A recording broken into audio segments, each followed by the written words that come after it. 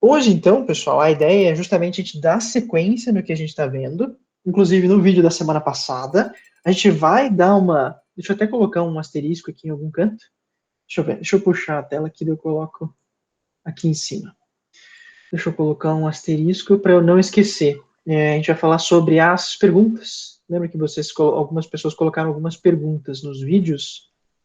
Eu preciso fazer, então, um direcionamento com relação a essas perguntas. Não me deixa eu esquecer. Então, a gente vai dar sequência nos vídeos que a gente já tem falado sobre negócios internacionais. A gente vai falar sobre as teorias de internacionalização, tentar também contextualizar da mesma forma como eu contextualizei, eu dei uma iniciada no vídeo que eu postei para vocês na semana passada. Pessoal, o que a gente tem que tentar relembrar do vídeo e tentar aplicar na aula de hoje é o seguinte: as teorias em internacionalização, elas, da mesma maneira que a gente tentou contextualizar como uma forma progressiva essa ideia do comércio entre os países, essa necessidade de você fazer a comercialização entre países, toda aquela ideia inicial que a gente teve no início da nossa disciplina. Então, hoje a gente vai tentar meio que ter um panorama parecido. Por quê, pessoal? As teorias de internacionalização, elas só começaram a ter o nome de internacionalização não faz muito tempo. A princípio, a gente, como vocês podem relembrar do contexto histórico que a gente remontou um tempo atrás, vocês percebem que o conceito de comércio entre países, ele era basicamente a ideia de comércio em si. Então a gente tinha muito dessa ideia, deixa eu colocar um espaço aqui, a gente tem muito dessa ideia que a maioria dos assuntos que eram mencionados remotamente como algo que hoje a gente sabe que é uma internacionalização, era remetido à ideia do comércio. Então, de uma forma geral, a gente vai ter que relembrar que se a gente está falando lá do começo, vamos dizer assim, começo do século XX, princípios do século XX, a gente está num período onde ainda os países estão passando em fases de guerra, existe ainda, sim, uma defasagem econômica entre os países, existem países mais desenvolvidos, existem países menos desenvolvidos, existe sim a necessidade de você fazer aquisição de produtos que não são fabricados ou produzidos no seu próprio país.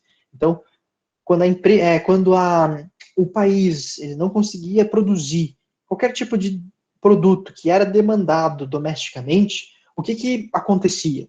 Basicamente, você tinha que buscar esse recurso de alguma outra maneira. Quem fabricava, então, tendo a possibilidade de fazer o comércio, era-se requisitado esse produto. Então, muito dos assuntos, no começo do século XX, remonta à ideia do comércio.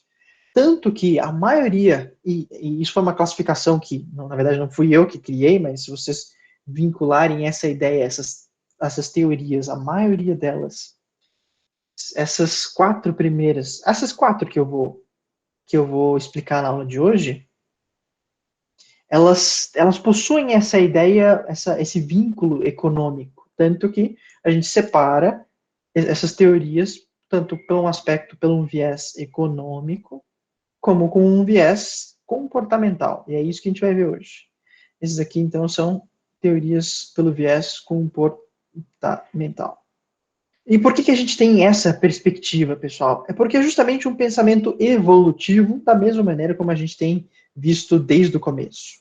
Então, a gente vai percebendo que existe uma evolução gradual, tanto nas ações e práticas envoltas nesse cenário econômico, nesse cenário de internacionalização, como até mesmo na sociedade de uma forma geral. Porque, a princípio, pessoal, leva-se em consideração hoje, a gente tem essa interpretação hoje, que não tem como você realizar negócios fora de uma perspectiva social.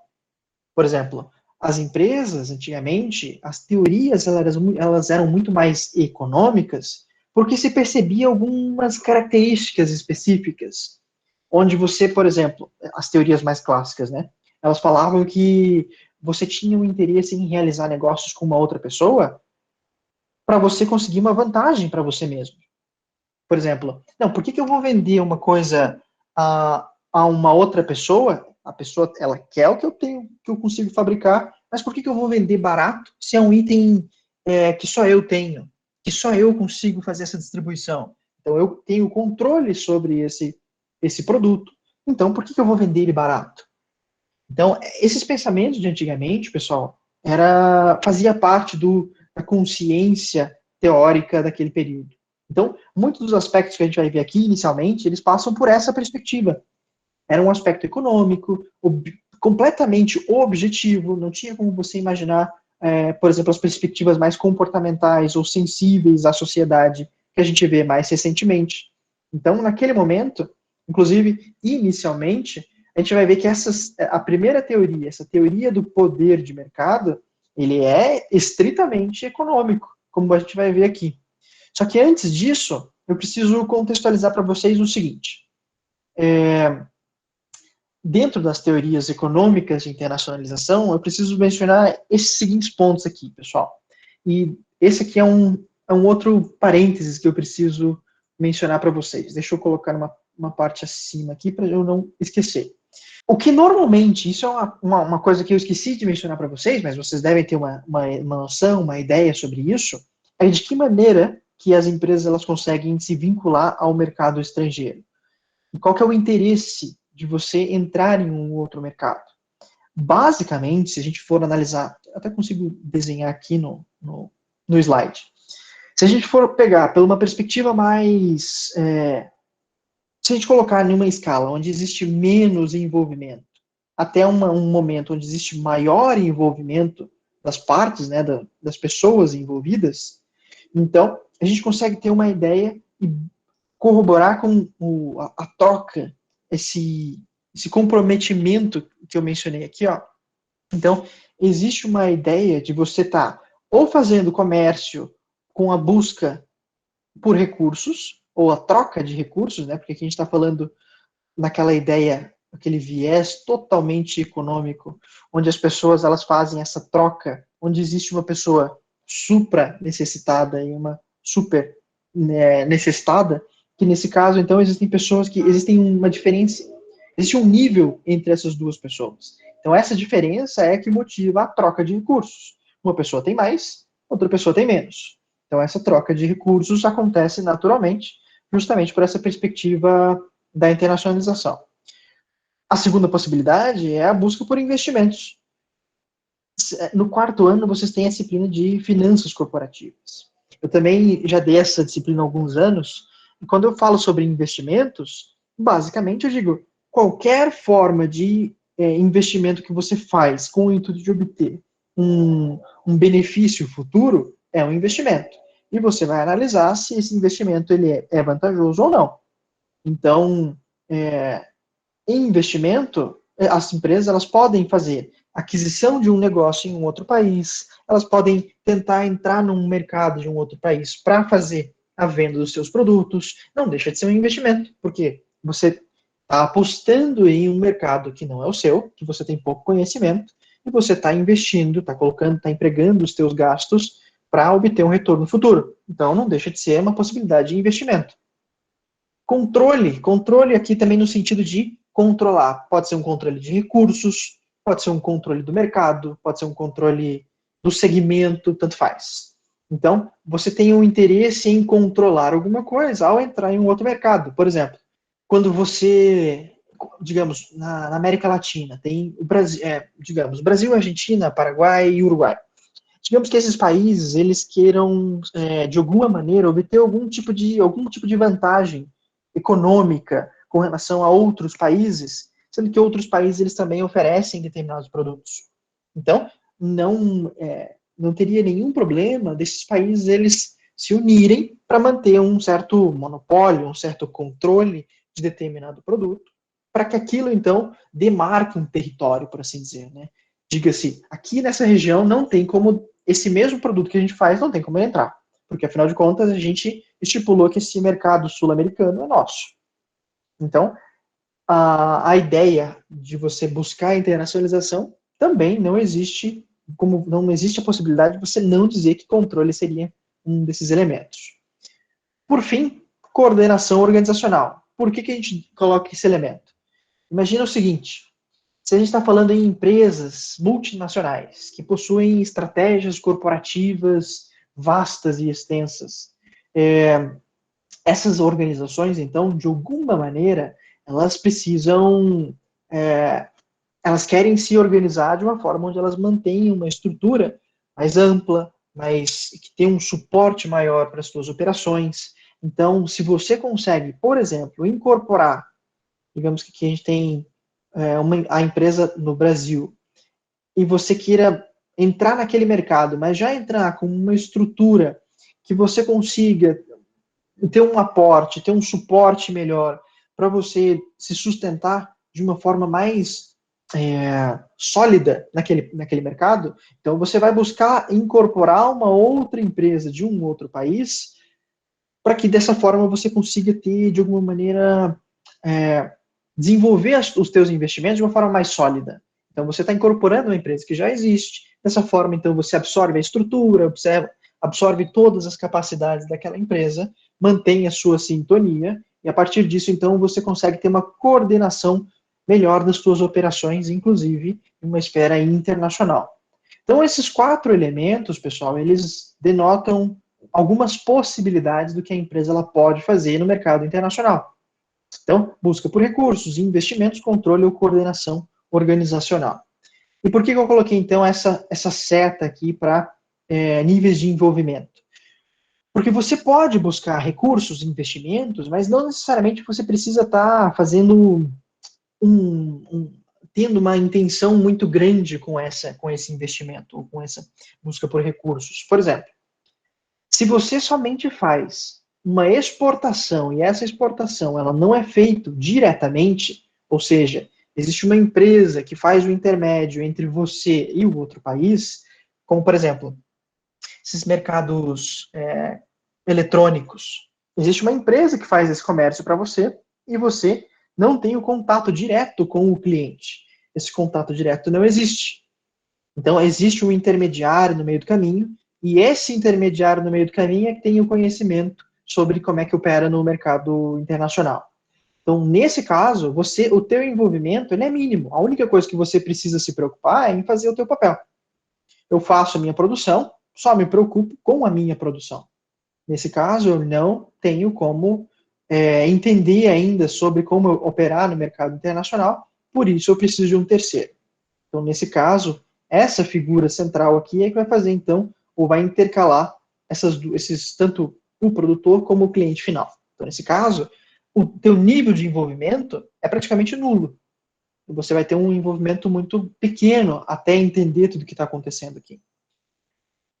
Se você for, então, acrescentando possibilidades, o nível de exportação direta, então, você corta esse intermediário e você, então, para fazer esse contato com o seu cliente diretamente, então aí você já tem que ter um certo conhecimento aonde é que você está entrando.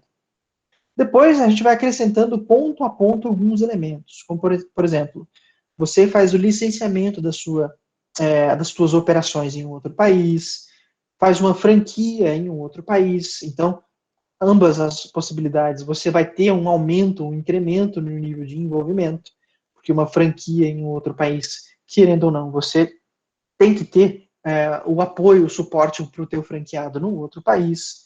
Depois você começa a ter, em uma escala um pouco mais grave, inclusive, alianças, estratégias e joint ventures. Eu não sei se vocês já viram isso, esses conceitos anteriormente, mas alianças estratégicas, o próprio nome está dizendo, então você vai se aliar com uma outra empresa em um outro país para formar uma aliança para cumprir com o teu objetivo naquele país. Que seja, você tem um interesse, então, em aumentar a produção ou ter uma produção, de certa forma, doméstica em um país que não seja da sede, né? Então, você forma uma aliança com uma outra empresa e essa aliança, então, vai ter justamente o objetivo de você aumentar a tua produção, alcançar aquele teu objetivo de uma forma mais concreta. Para isso, então, você vai se vincular a uma outra empresa no outro país e aqui, então, você vai ter que trocar experiência, trocar recurso, pessoas, vai ter que se envolver dentro do processo de uma forma um pouco mais clara. Joint ventures, a mesma coisa, então é uma forma de parceria que você tem, e aqui você está mesclando as duas empresas, então pessoas da tua empresa vão se vincular diretamente com a outra empresa e vice-versa, existe essa troca direta entre essas duas empresas, e depois, então, você já tem um investimento direto. Esse investimento direto, então, é a sua empresa, ela está se estabelecendo diretamente naquele outro país. Que aqui, então, se a gente tivesse que observar essa escala aqui, então, seria o envolvimento máximo. Então, continua sendo a tua empresa, só que você está indo diretamente naquele outro país. Então, dessa forma, pessoal, a gente tem algumas. Percebam que existem diferentes nuances do que a gente pode considerar como internacionalização nessa ideia de envolvimento, né, com outros países. Só para dar mais uma sequência, daí a gente já entra nas teorias.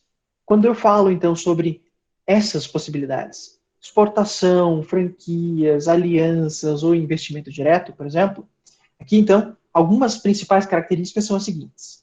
Quando você faz a exportação, mantém a sua produção interna para buscar, então, o mercado externo só exportando os teus produtos, então, de certa forma, você vai ter um custo elevado e você mantém um pouco tipo de controle. Porque, na verdade, quem está fazendo, então, o contato com o mercado externo seria, então, a empresa que está fazendo o transporte dos seus produtos, não você. Então, você depende de um terceiro para fazer esse intermédio. Licenciamento, então, você está licenciando o teu negócio para um outro país, então é um baixo custo, tem pouco risco, a empresa possui pouco tipo de controle, claro, porque é uma outra empresa que está fazendo as tuas operações em um outro país, e por isso, da mesma maneira, então, tem baixo retorno. Alianças estratégicas e joint ventures, então, ela tem você, de certa forma, então, está se aliando a uma outra empresa, então tudo o que acontece com a outra empresa acontece com você. Se a outra empresa vai de mal a pior, seu negócio, consequentemente, também vai de mal a pior. Nesse caso, exportações, se o teu cliente está indo de mal a pior, tanto faz. A princípio, o teu negócio continua indo bem. Claro que se você mantiver, então, contato com outros clientes. Licenciamento, mesma coisa. Teu negócio não vai falir se o seu franqueado ou se o teu licenciado ele não estiver indo bem. Só que na aliança estratégica, aqui então você compartilha custos, recursos e também o risco. Nesse caso, então, existe uma dificuldade muito grande em você utilizar isso aqui como uma opção, porque justamente existe um certo problema na integração das operações. Claro, você está falando então que duas empresas em países diferentes, elas vão ter que fazer a mesma coisa, só que ambas as empresas, elas desenvolveram uma cultura por trás de todas as suas dinâmicas diferentes. Então não tem como você fazer uma integração fluida entre os dois negócios sem ter que ralar um pouquinho. Então, dessa forma, alianças estratégicas e joint ventures possuem, então, um certo risco um pouco maior do que a gente viu nos exemplos anteriores. Aquisição, praticamente é a mesma coisa.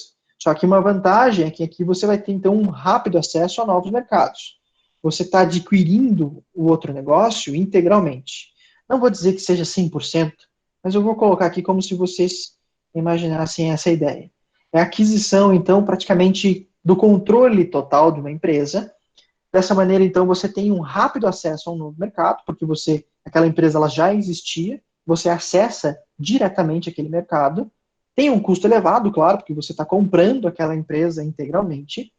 As negociações elas são um pouco mais complexas, porque afinal de contas uma pessoa ela está vendendo ou dando maioria de controle para uma outra empresa. Então você precisa negociar, analisar valores, mercados. Isso toma tempo e dinheiro.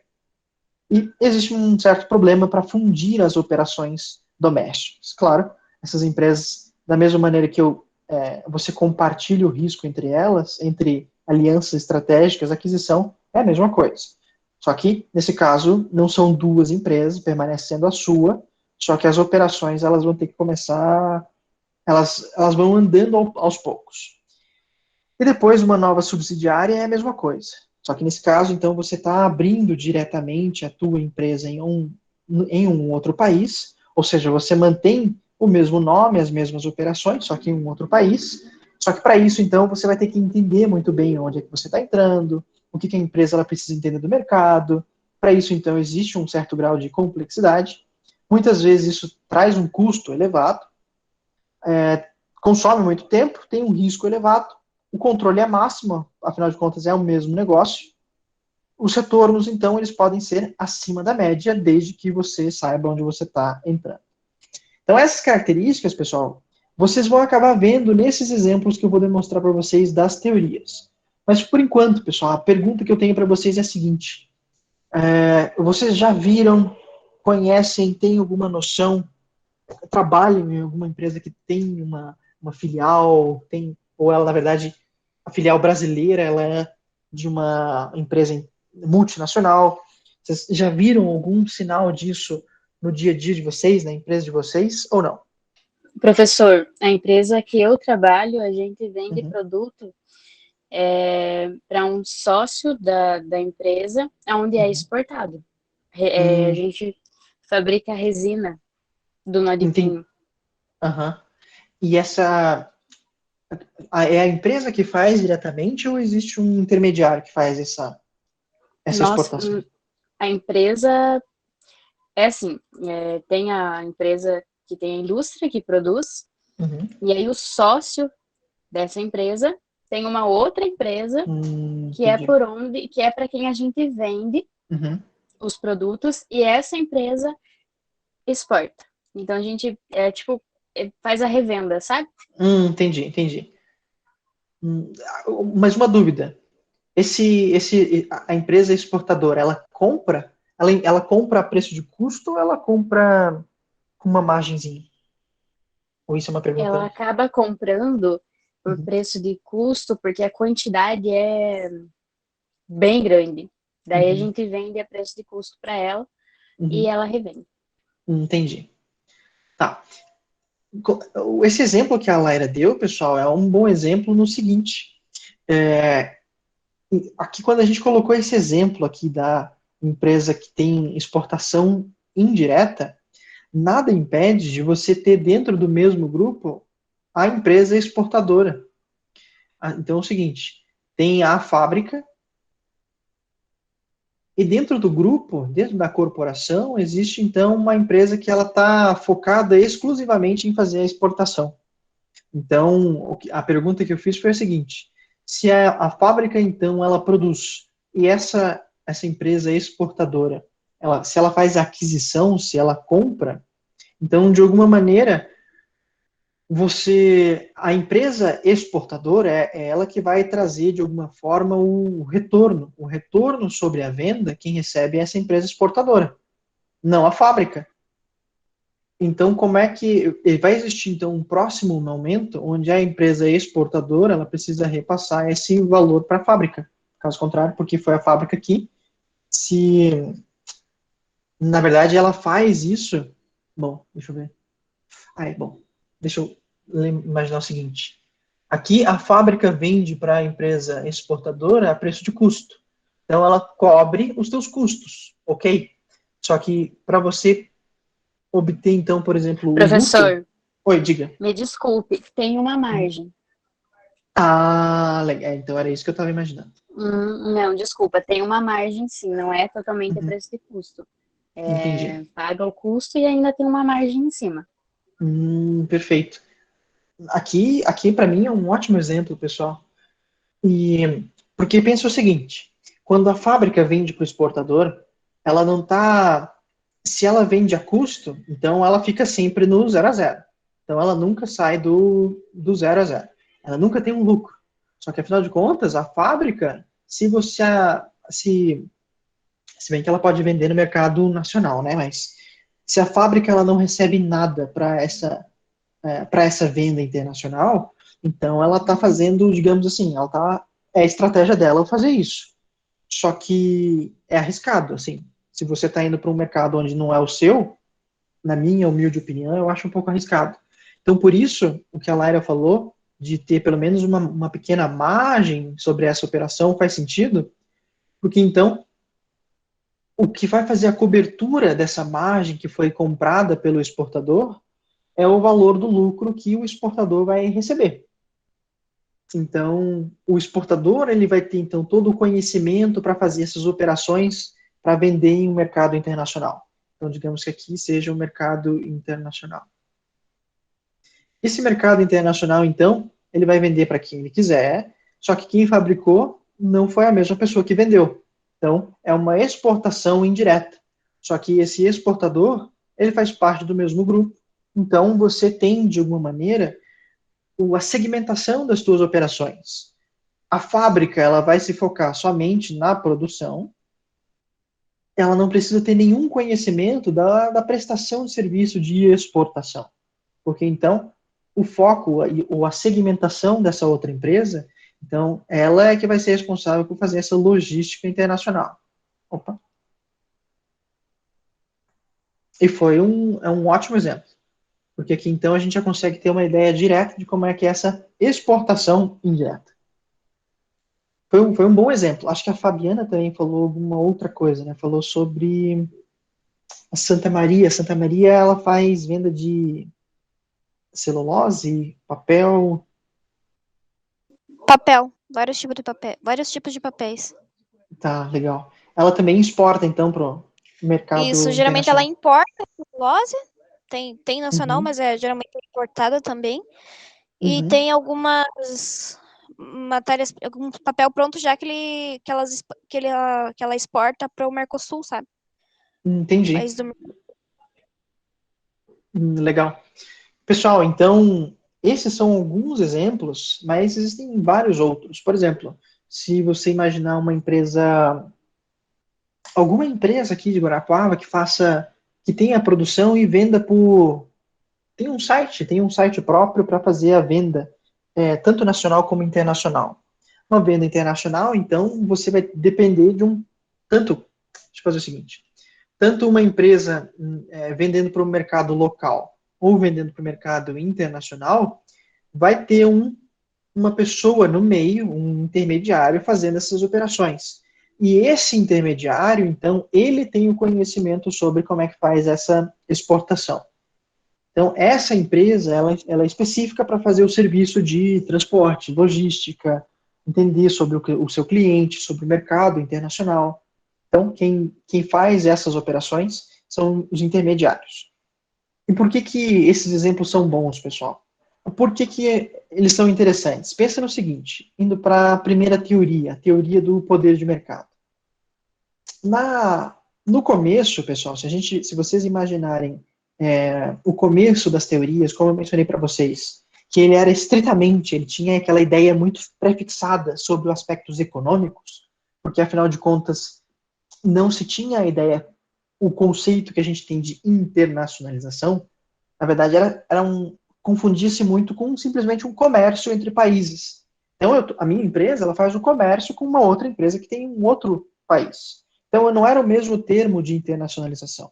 Então, por isso, a tratativa que se tinha era como se as empresas elas buscassem um outro mercado, mas por algum motivo que levava a você fugir do mercado interno.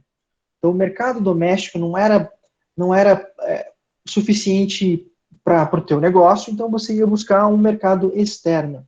Então, a teoria do poder de mercado, aqui no slide, ela se fundamenta na ideia da ineficiência de mercados. O que esse termo quer dizer? Quer dizer, então, o seguinte, imagina que a tua empresa, então, ela já tem um suporte bom o suficiente para se sustentar no mercado nacional. Então, ela já tem uma clientela fixa, ela já conquistou um mercado suficiente.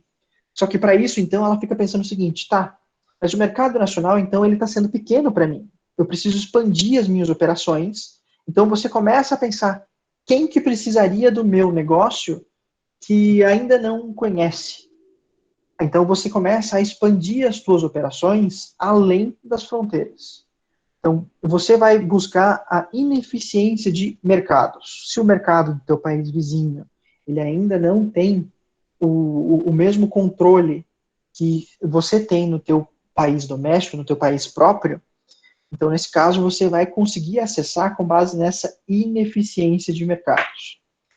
Isso aqui quer dizer o seguinte, então, quando, aqui no termo, né? Quando a participação da empresa no mercado doméstico cresce e ganha um poder de mercado, maiores lucros, as empresas, então, elas vão buscar outros mercados.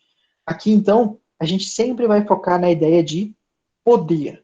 Por quê? Então, a empresa ela já possui um poder de mercado nacional no teu mercado doméstico e ela está buscando outros mercados. Nesse sentido, então, a empresa ela se baseia naquela ideia de recursos. Então, se eu tenho alguma coisa que outras pessoas não possuem, então nada impede de eu conseguir então entrar naquele mercado para impor o meu produto naquele outro mercado.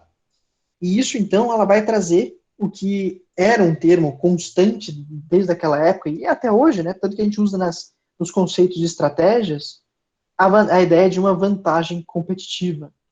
Se você iria buscar em um outro mercado um posicionamento que te desse mais poder, então você tinha vantagem competitiva. Por exemplo, se você quer conseguir poder em um outro mercado, nada impede da sua empresa entrar no outro mercado diretamente. Digamos, aqui é o Brasil, e você está indo para a Argentina, por exemplo. Isso aqui quer dizer o quê? Então, você está fixando a tua empresa, ela já existe no Brasil, você está fixando a tua empresa na Argentina. Dessa maneira, é como se você estivesse marcando o território. Então, essa empresa, que é uma subsidiária da empresa brasileira, então ela tem as mesmas características, ela tem a mesma ideia, só que então você está firmando o teu pé em dois mercados. Nessa ideia, nessa teoria de poder de mercado, então você está tendo você está ampliando o teu nível de poder, porque você acessa agora dois mercados. Então, é uma possibilidade de você bater o pé mais firme, para dizer então que você consegue ter vantagens maiores em outros países. E se vocês imaginarem, pessoal, que pode ser que no Brasil não tenha empresas que nasceram nesses períodos iniciais lá do século XX, mas as empresas antigamente, como por exemplo, empresas multinacionais como Coca-Cola, vamos pegar a Coca-Cola como exemplo. A Coca-Cola, então, ela teve uma expansão mundial muito grande e nas teorias, ou pelo menos quando a gente lê sobre o assunto, vocês vão perceber que a ideia da Coca-Cola era justamente a demarcação de território, ou pelo menos se passava essa ideia, né? Como se a empresa ela tivesse a necessidade de demonstrar o teu poder conseguindo uma ampliação do teu mercado. Então, para isso, a empresa ela se fixava em outros países, impunha o seu produto naquele país, e ela sempre conseguiu, então, fazer uma ampliação com base nessa ideia de obtenção de poder. E aqui, então, diz que a teoria, ela dá a ideia justamente na ideia desses conceitos que eu demonstrei para você aqui. Então, então a empresa, se ela está querendo poder, ela vai buscar o menor tipo de envolvimento possível? Muito pelo contrário. Se ela está querendo fazer, então, a aquisição, ou está querendo bater o pé mais firme naquele mercado, ela vai ter um investimento direto. Esse investimento direto é o que eu coloquei aqui para vocês. Então, ela vai abrir uma outra fábrica, ou então ela vai ter uma subsidiária naquele país diretamente. Esse investimento ele vai acontecer da filial brasileira para a filial argentina.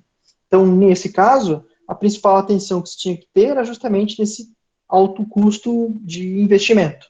Esse investimento ele era um pouco maior do que simplesmente se você fosse colocar o pezinho na água para sentir se está frio ou não, ou se vai dar pé ou não. Então, nesse caso, ele já é um pouco mais arrojado, pelo menos nessa teoria, né?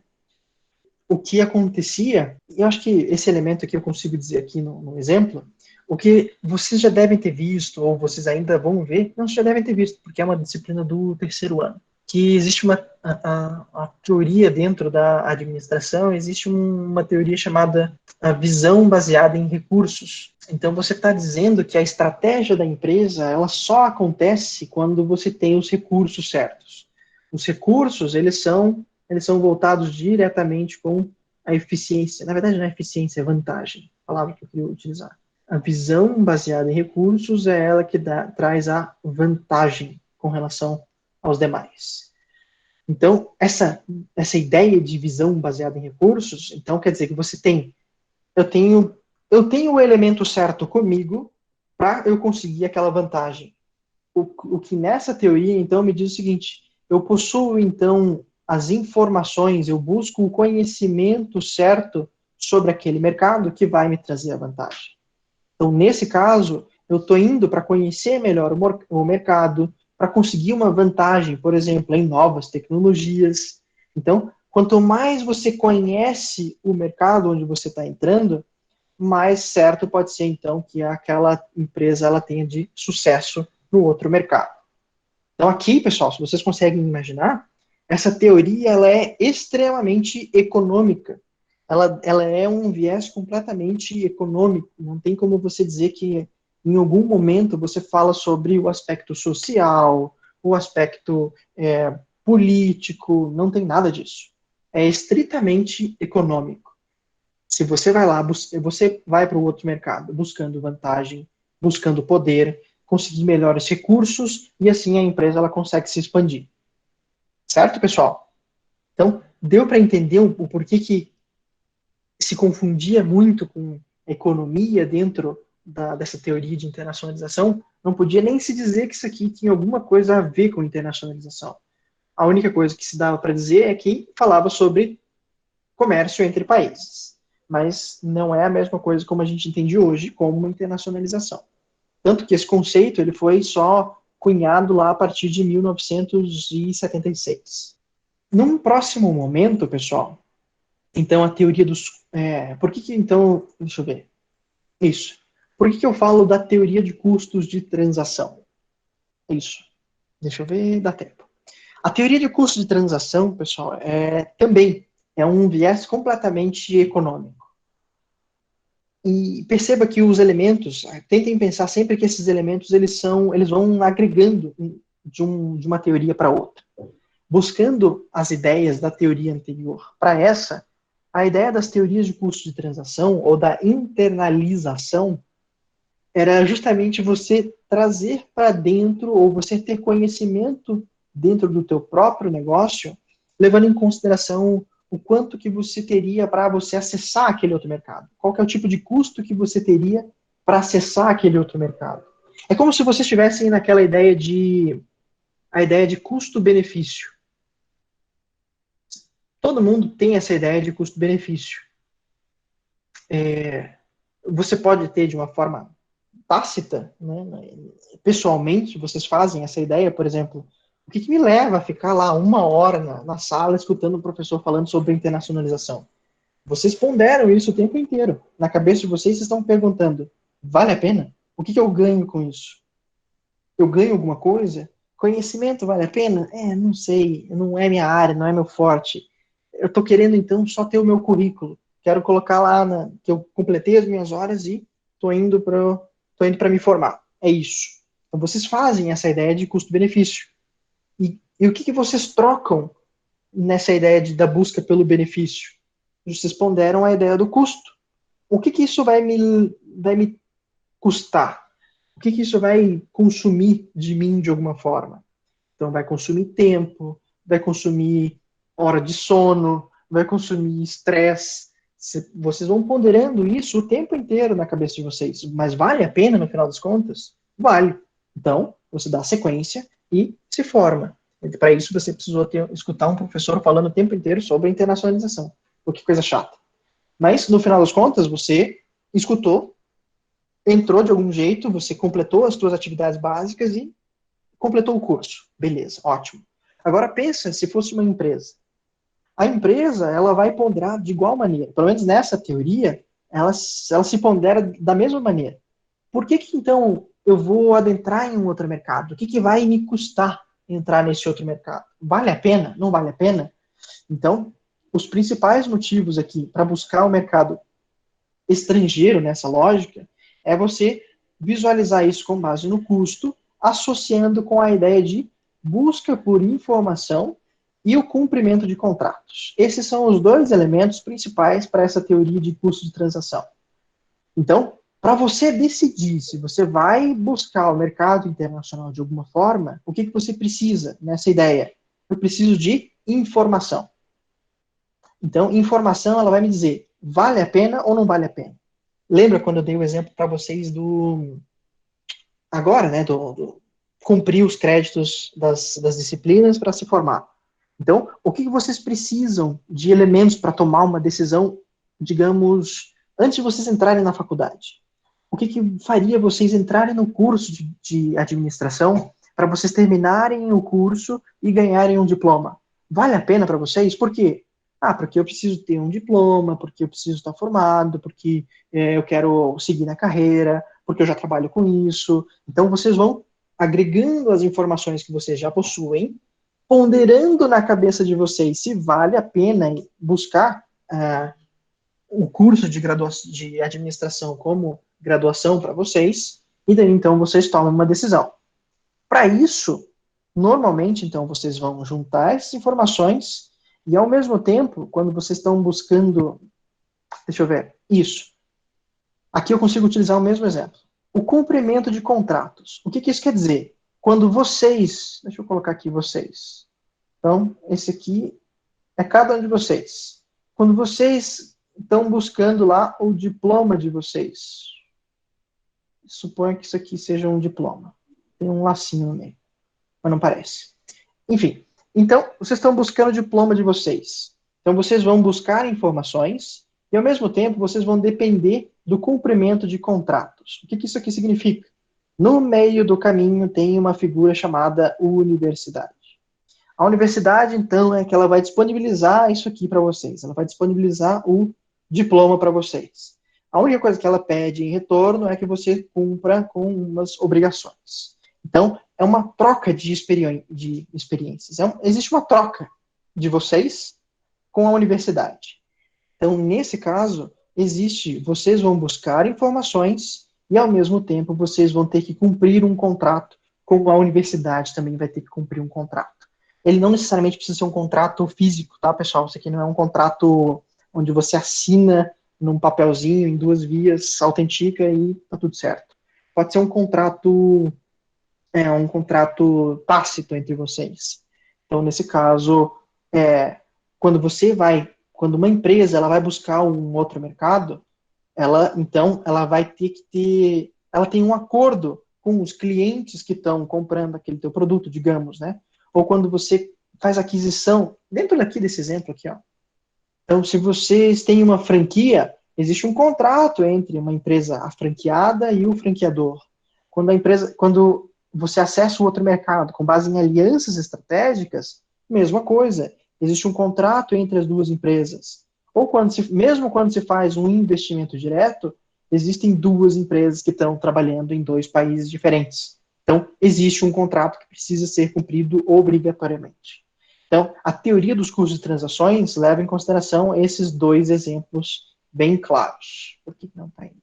Então, pessoal, nessa ideia, então, existe a busca por informação e o cumprimento de contratos. Nesse sentido, então, ambos os tipos de custos variam em sentido inverso, eu já explico isso aqui. E quando uma empresa decide entrar no mercado, surgem novos custos. Exatamente. Vamos dar sequência, depois eu volto nesses exemplos. O custo de obtenção de melhor conhecimento do mercado. Então, isso aqui é importante. Então, todas as empresas, quando elas iam buscar a ideia, será que eu vou para o outro mercado ou será que eu não vou? Elas levavam em consideração algumas possibilidades. Será que, então, eu vou precisar construir essa empresa no outro país? Se eu não vou construir, de que forma que eu vou me estabelecer naquele país? E quem que vai controlar as minhas operações? Sou eu? Vai ser uma empresa terceira? Eu vou ter que contratar outras pessoas? Enfim. Ou então, você começa a pensar em outras possibilidades. Tá, mas e se não der certo? Será que no meio do caminho tem como eu reverter esse meu investimento para eu não sair perdendo? Então, essas informações ou essas ideias, as empresas elas acabavam passando por essas perguntas, porque acabava sendo, então, justamente nessa ideia de custo de transação. Será que vale a pena? Você, então, previa. Existia um certo planejamento em todo esse movimento de busca em outro mercado. Então, esse planejamento, ele existia ou aconteciam essas perguntas para você ter as informações necessárias para saber se você entrava no mercado ou se você não entrava. Nossa, velho, nem fala. Eu era promotor da Fuzue, que é a antiga. Então, pessoal, dando sequência, a teoria de custos de transação, então, ela vai dar sequência nos seguintes aspectos. Lembra que eu falei para vocês, então, algumas perguntas para saber se você entrava no mercado, se você não entrava no mercado. Então, um deles era, por exemplo, a ideia de localização. Será que, então, eu tenho o transporte necessário para a minha produção se deslocar naquele mercado? Será que a minha estratégia, qual que deve ser para, então, eu buscar a internacionalização? Será que eu centralizo as minhas operações ou será que eu faço uma dispersão das minhas atividades? E da mesma forma, se perguntava então como é que vai ser a concorrência em cada um dos mercados que a empresa ela tinha uma ideia de acessar. Então, a teoria dos custos de transações, ela é uma teoria também econômica. Não tem como a gente dizer que não é. Então, você analisa, você tem que ter recursos. O principal deles é informação. Se eu tenho informação certa para tomar minha decisão, então já tenho meio caminho andado. Nessa ideia, então, a teoria de custo de transação ela era um bom norte para saber se a empresa poderia buscar a internacionalização ou não.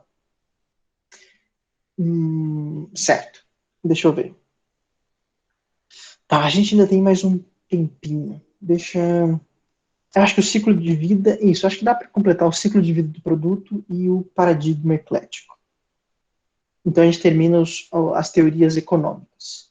A teoria do ciclo de vida, pessoal, então, já que seria esse terceiro ponto aqui das teorias que eu vou apresentar para vocês, então, ele também tem o viés econômico, ele também dá a ideia de recursos, e para isso você tem que pensar sobre o ciclo de vida dos produtos, literalmente. Então, pensa assim, o teu produto pode ser que... Por que ele não está dando certo no teu mercado nacional, no teu mercado doméstico? Digamos assim, vamos dizer que isso aqui seja o Brasil. Ótimo, perfeito. Então, o Brasil, a tua empresa, ela conseguiu, digamos que ela já conseguiu todo o mercado brasileiro. Ela já acessou boa parte de todas as regiões, ela é praticamente o tio da Havan. O tio da Havan está no Brasil inteiro. Então, ela já conseguiu o mercado nacional inteiro. Nossa, mas então o que falta para esse negócio continuar dando certo? Porque, afinal de contas, você já tem o mercado nacional inteiro e você começa a perceber que o teu produto ele já está entrando em um certo declínio, naturalmente, né? Então, as pessoas estão deixando de gostar do teu produto, já não estão indo tanto na Havan, enfim.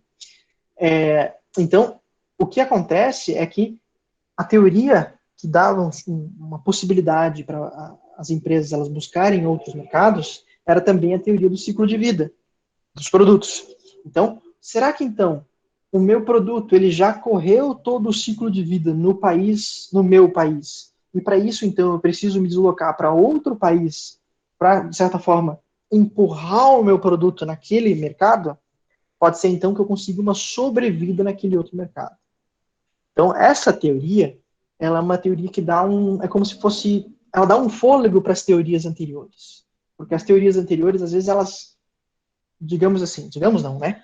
Nem todas as teorias explicam tudo. Não existe uma teoria que explica tudo. Sempre vai ter alguma coisa que vai ficar faltando. E aquele ponto que está faltando, então, quer dizer que aquela teoria, ela não é universal. Aquela teoria, ela não compreende todos os elementos. Alguma coisa ficou para fora. Então, a teoria do ciclo de vida, ela vinha justamente tentar dar o suporte para as teorias anteriores. Tá, mas então, não é por custo de transação. Eu estou buscando um outro mercado, mas não é porque eu estou analisando busca de recursos, não é porque eu estou querendo ter poder no meu mercado, não é por nada disso. É porque, então, pode ser, então, que o meu produto ele já tenha corrido o ciclo de vida no meu país. Então, para isso, eu vou buscar um outro país. Então, por isso que a gente chama isso de uma teoria neoclássica, por exemplo. Ela já traz um conceito que ele não é estritamente econômico.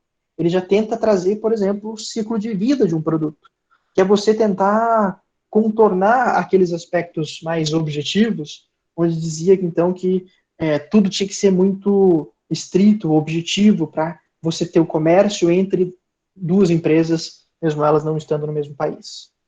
Então, aqui, essa teoria, então, ela vai tentar explicar alguns padrões de comércio e investimentos do que antes ele era com base em custos relativos a fatores produtivos, ou, por exemplo, na vantagem comparativa para ter esse fluxo internacional. Essa teoria, então, ela vai ser trocada por uma ideia sobre cronologia de inovações, a ideia de economia de escala e, por exemplo, a incerteza na base da informação limitada. Então, aqui, esses elementos, como, por exemplo, inovação, economia de escala e informações limitadas, são conceitos que antes não aconteciam naturalmente na economia. Então, inovação, por exemplo, foi um conceito trazido de uma outra área para dentro das teorias econômicas. Então, para isso, percebe-se como se fosse um ciclo de vida dos produtos naturalmente. Por exemplo, então o teu produto, ele tem um nascimento, ele tem uma inclinação positiva, daqui a pouco ele chega na maturidade e ele vai descendendo. É como se nesse momento, antes de você chegar na sua trajetória descendente, você buscasse um outro mercado. Então você dá uma outra sobrevida para ter uma outra maturidade. Daí, ao invés de você cair de novo, você dá uma outra sobrevida. É como se fosse isso. E essa ideia de ciclos de vida, então, ele já entra numa outra perspectiva que não era econômica. Inclusive, acho que o professor Sirichuk deve falar bastante para vocês sobre ciclo de vida dos produtos. Acho que eu até já vi uma aula dele falando sobre isso. Então essas ideias, elas não são estritamente econômicas. Elas já trazem outros elementos. E esse aqui era um deles. Tá. Por fim, pessoal, a teoria do paradigma eclético, ele já traz uma outra ideia. Era uma busca por vantagens, mas entre 3 pontos bem específicos. As empresas, elas iriam buscar outros mercados com base nessa ideia, nessa vantagem da empresa, nessa vantagem por localização e nessa vantagem por internalização. Então, só para contextualizar vocês, pensa o seguinte. Então, essa ideia de vantagem da firma, então, você está querendo, então, incorporar dentro da empresa algumas vantagens que você não teria naturalmente no teu mercado doméstico. Como, por exemplo, eu estou querendo melhorar as minhas tecnologias. Então, por isso, se eu estou querendo melhorar as minhas tecnologias, vou no mercado internacional. Não, peraí. Então, se o meu mercado interno, com a minha produção, eles não estão consumindo o meu produto suficiente, então eu vou buscar em outro mercado quem então consiga fazer aquisição desse produto em larga escala. Então, eu estou querendo ganhar em economia de escala. E aí vai, pessoal. Pode ser qualquer tipo de recurso. Aqui é qualquer tipo de recurso que a empresa, então, ela está buscando em um outro mercado. De alguma forma, então, você tá querendo buscar uma vantagem própria para o teu negócio. Alguma coisa que eu não conseguiria internamente. Por isso, então, eu iria em um mercado internacional. Vou adquirir máquinas, vou buscar pessoas, talentos que consigam trazer, então, o resultado que eu preciso. Não importa. Nesse ponto, então, você está querendo vantagens para a tua empresa. Outro ponto seriam vantagens de localização. Vantagem de localização em que sentido? No sentido mais estrito. Eu estou falando do aspecto logístico. Então, eu estou querendo melhoria nos meus custos de transporte, na comunicação, diminuição dos meus custos, melhoria na qualidade dos meus recursos, e aí vai. Nesse ponto, então, a localização seria também um ponto que traria uma vantagem para a empresa. E claro, o último ponto seria a diminuição dos custos de transação, aumento no volume de transação, diminuição na incerteza, controle das ofertas dos mercados e possibilidades de acordos. Isso aqui quer dizer o que, então? Se você incorporasse, então, aspectos do mercado internacional dentro da sua empresa, você, então, está tendo outro tipo de vantagem que também é econômica. Por exemplo, diminuição de custos é econômico. A empresa está se beneficiando, ela está sendo mais eficiente. Sempre quando esse termo aparecer na frente de vocês, quando ele aparece, a gente está falando de algum termo econômico. Diminuição de custos é para melhoria de eficiência, é uma teoria econômica.